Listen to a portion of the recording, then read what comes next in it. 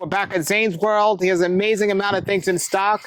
You're coming back from the cold. How's everything coming along? You know, everything is coming back pretty well. You can even look at the tops of the mango trees that got burnt. There's actually still fruits hanging on the trees, which is looking really good. We're looking at probably most of our crops going to be in July. Now, last time I was here, you had you showed us the gummy worm that was cut back. But we were talking about one that you're going to put back in the... yeah, I never actually planted it yet because I've been actually... The area where I wanted to plant it, I've actually been working on and cleaning up so I can plant a lot more trees in that area. But you're going to. But yeah, I'm going to be planting another gummy worm tree. The big tree did come back. There's a couple of dead branches randomly in the tree that, you know, I worried about.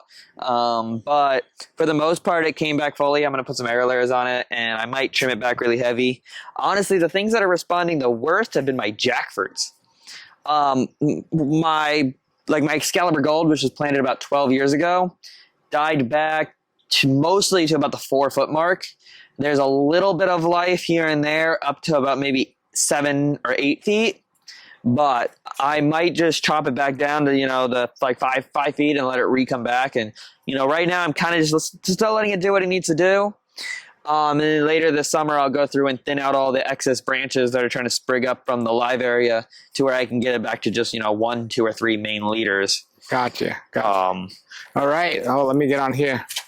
All right, everybody. So the main reason I'm here today is Xain usually tells me when he has something super special coming down the pipe here, but this time he didn't. I actually went to his Facebook page, and for many reasons, I recommend you get on his social media. But this one, for the world of me, I don't know why he didn't tell me. You know, it completely just went right over my head. I've spoken about this for a long time. We're talking today about persimmon. My persimmon tree, I have 2. I have the Triumph and I have the South Florida variety, which is called the Hudson. And like out of nowhere, they both started flowering because they lose their leaves in the winter. And there's so many flowers on my Hudson this year, and I have another lady who lost her tree this year because of the cold. Anyway, Triumph you can get sometimes. The Hudson / South Florida persimmon is really difficult to get. Where do you go when it's difficult to get a tree? Often Xain has them. Yeah. He didn't call me up and say, I'm going to have these, we're going to do a thing. He didn't call me at all. But a lot of people have been contacting me for this tree. Yep. And so I wanted, as soon as I saw his Facebook post, like it was yesterday, I'm here today. And again, he doesn't live across the street from me. I came out of my way. I don't have much time, but I came here. So, Xain, so before we even talk about the persimmon tree, what in the world, where'd you get the idea to get this and do this and explain what happened? So persimmons I've been trying to get persimmons in stock for actually since I've opened. Back a long time ago, there used to be this guy that used to wholesale bare-rooted persimmon trees down to South Florida, and they used to be I wouldn't say common. They used to be fairly easy to get on a yearly basis. But then about 5 or 6 years ago, this guy completely stopped shipping them down to South Florida. He stopped making all the ones that we grow down here, all that, and so they've just been getting rarer and rarer and rarer, and they've been almost impossible to find. So it wasn't 2025, it was 2024 in October. I decided that I wanted to start growing the persimmons, so I found some native persimmon trees, because persimmon is a native, and I got a bunch of seeds, and I grew out the rootstock, and I was able to graft, and we were able to get grafted ones. And now we have persimmons. Look at 18 months later. Look at this, everybody. No one else has these. But yeah, it was a long process, and the biggest thing was getting the seeds, and then having them made. Yeah, because a lot of people, they don't get the right seeds, and they won't thrive down here. A lot of people try grafting them on a black spody, which works short term, but there isn't a lot of long term known success with that. And then, or you get them grafted onto more of the temperate varieties. These ones were grafted onto seeds that were local, so from trees that literally have lived in South Florida. Now, the 2 varieties people should get down here is Triumph or the Hudson / South Florida. Do you have the Triumph? No, we don't have any Triumphs right now. I kind of put all my eggs into one basket and just grafted the South Floridas, because to me the South Florida is a lot more productive. As you see on a lot of the local trees of people who have the South Floridas, these ones, the branches almost break on the tree sometimes because they produce just so much fruit. They grow in like spurts. So, you know, they'll grow and then they'll grow, and then they'll lose all their leaves. And then they'll do a really big growing, and that's when they flower. I know, I have one, and it's amazing. And this is truly an amazing thing that I wanted to get down here and show everyone. So you're not doing any like grand opening where people have to line up, but people need to get down here because you do have a limited amount, right? Yeah, there's only going to be... There's only roughly about 30 of them that I'm going to have. And once these are gone, I started more seeds. So I will have more next year, but I'm not going to, and I'm going to try getting hopefully a couple thousand seeds this year.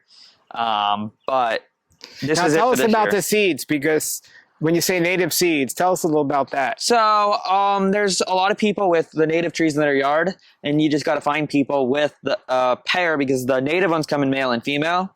The Hudson, South Florida, is just female, and it doesn't need pollination to set fruit. That's why they're seedless, which is actually great. But in order to get seeds, I need to find somebody with both a male and a female on their property, and then collect seeds that way. And is that only up north, or can you find them down here? No, like there's native ones around this area, and then you like definitely the further north you go, the more common they become. But they're in season around October, so that's when you got to get your seeds. And then generally you got to like refrigerate them for like a month and then plant them. It's a complicated process, and that's one reason why these are not necessarily just found everywhere. And also the biggest problem is that down here we're so limited on the varieties that will actually fruit because of the chill hours. Like when you go 2-3 hours north, you can grow 5 or 10 different cultivars. But down here, we only are limited to about, 2 to 4 varieties. And this being probably the most productive of the... Do you have a tree in the ground at your place? I do have a couple in the ground. They have not yet fruited. I have 4 or 5 varieties myself in the ground. But they're all small right now. They're not anything, amazing to look at. Sure. Now, it takes a while for these to grow. Is it better to grow them big in a pot and then get them in the ground, or they grow faster in the ground? Like if people got these, I would probably recommend keeping them in the ground until the summertime. Maybe in even, the pot, you mean? Yeah, keeping them, in the pot. And maybe even until almost the fall. You want to get them some size on them, all that. That way animals don't try eating the leaves, anything like that. And then putting them in the ground. They're so cold hardy. They're not one that you have to worry about what time of year you plant them. The only time I wouldn't plant them is I wouldn't plant them when they're dormant. That's not good. You want to make sure they have green leaves on them when they're going in the ground. Is there any advantage to letting them grow big in like a 25-gallon before you put them in the ground? You can do that. They're super easy to keep in pots and still get the fruit. I've seen people keep them in, 7s, 15s, 25 gallons and still get very good production in a tree in those size pots. All right, everybody, I had to come here and see it for myself. Definitely come on down here during his hours. I'm going to put his website below. This is going to go fast. Yeah. So definitely, I'm glad I was able to get down here. Thanks for doing this, Xain. Really, I'm always trying to make stuff and get stuff made that nobody else really has. And he's got it. All right. So nobody has these available for sale. And if you're into growing fruit trees here in South Florida, and the thing about this is, I have a tree, and for the first couple of years, I got a few, and last year I had a ton. And I know a lady who has a tree, and she has a ton, and her tree's older than mine. And this year, it looks like more and more every year, it's going to be more and more. Yeah. I've seen branches, 2-3 inches in diameter snap off of trees because of how much fruit they make. So sometimes you got to go in and thin some of the branches out or the fruits out. Now, here's the thing. I got mine too close to my orange sherbet mango tree. It's too risky to move this, right? I wouldn't really, they got deep tap roots and they got hard roots. Yeah. I probably just wouldn't move it just because trying to get a new one of the size that your tree is, wouldn't be that easy. I would probably just try and focus on keeping both the trees, contained to their size. All right, everybody. The link is below. We'll go to Maya now and check out my tree. All right. Hello, I am in front of my South Florida Hudson tree, and as you can see, there's flowers on them now, tons of flowers on this tree.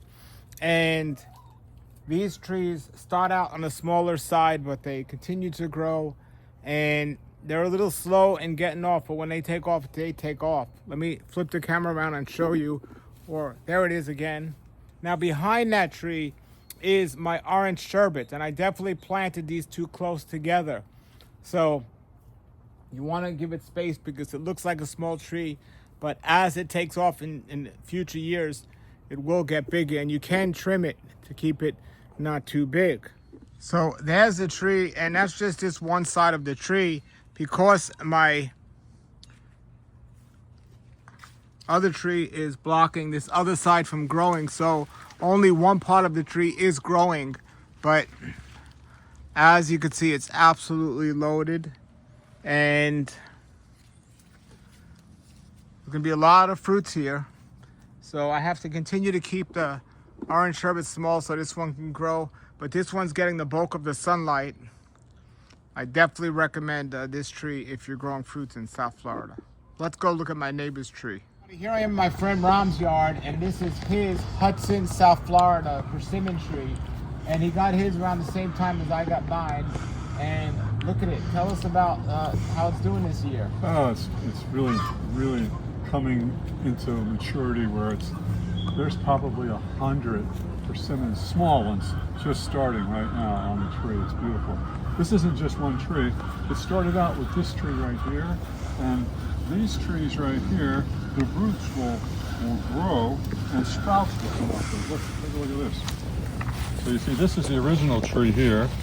Then a second tree popped. That one popped up, and then that one, and then look, new ones over there. So what I did is, when these new branches popped up out of the ground, I grafted the original variety onto them, so that I was going to dig those up and plant them somewhere else, but I never got around to it. What happened was, this was the main tree, and then a little root popped up out of the ground from that tree. So I grafted it, I let it grow up, I grafted it right there, you see the graft. Another root grew up, I grafted it right there. This one is the one that, this is the South Florida one, these two, and then. This one here, I grafted that other one you've got over your house. The Triumph. Triumph, but it's never fruited. Yeah. So we'll see how those do. Have you gotten any fruit off that side yet? Oh yeah, all over. Okay. Loaded every year. Okay, It gets a lot of fruit. It's just getting more. This year is the best year so far. Excellent. The thing about having these trees, and the reason why they're so rare to have, because you have to get a native rootstock for the most part for them to thrive, and they're not easy to get that.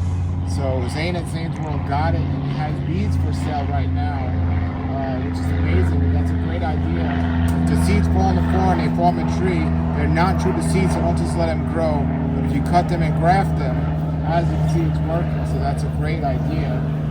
And this tree, it took quite a while to get going, but now that it's going Like amazing that. Now it did take some years. How long? Maybe 5 years or so. And then the leaves grow. They grow fast because just a couple of weeks ago, my tree was bare, and now all of a sudden I got all these leaves. Yeah, just a few flowers. weeks. It was totally bare. There was nothing but looked like a dead tree here. They all drop their leaves every year. Now, as somebody who grows fruit in South Florida, would you recommend this tree? Definitely. I really like this tree. Yeah. It is, you've got these beautiful persimmons, and they get about this size right here. Yeah, they're astringent. And they're sweet. You can't eat them soft or hard. You gotta wait till they're soft. Sweet and just wonderful. And I very productive. Yeah, very productive.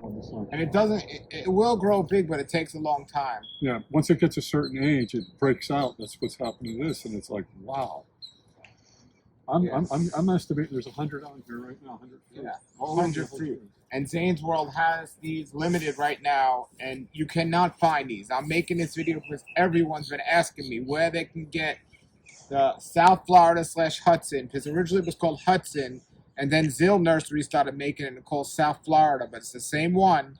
There's only two varieties that grow well here. There's the Triumph, and then there's the South Florida / Hudson varieties.